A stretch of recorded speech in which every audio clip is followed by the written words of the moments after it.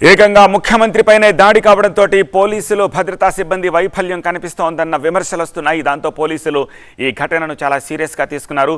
వీలైనంత త్వరలో ఈ ఘటనకు కారకులెవరో గుర్తించే పనిలో ఉన్నారు. ఇప్పటివరకు ఎలాంటి ఆధారాలు లభించకున్నా సరే సీసీ కెమెరాలు పరిశీలిస్తే ఏదైనా క్లూ దొరకవచ్చని భావిస్తున్నారు పోలీసులు. విజయవాడ ప్రభుత్వాసుపత్రిలో అర్ధరాత్రి జగన్కు ట్రీట్మెంట్ అయ్యింది. ఒక 35 నిమిషాల పాటు జగన్కు చికిత్స చేశారు వైద్యులు. ఎడమ కంటి కనుబొమ్మ పైన 1 సెంటీమీటర్ లోతు గాయం జరిగింది. ఆ గాయాన్ని స్టెరిలైట్ చేసి 3 కుట్లు వేశారు వైద్యులు.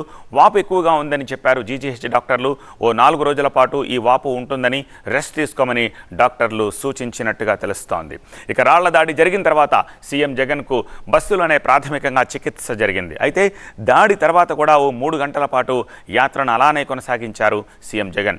రాత్రి 11 గంటల సమయంలో కేసరపల్లి క్యాంపుకు చేరుకున్న సీఎం జగన్ 25 నిమిషాల తర్వాత విజయవాడ ప్రభుత్వాసుపత్రికి వెళ్లారు. జగన్ వెంట ఆయన సతీమణి భారతి కూడా ఆసుపత్రికి వెళ్లారు. రాత్రి 11:30 టైంలో విజయవాడ జీజీహెచ్కి వచ్చారు సీఎం జగన్. సుమారు 35 నిమిషాల పాటు ఆసుపత్రిలో ఉన్నారు.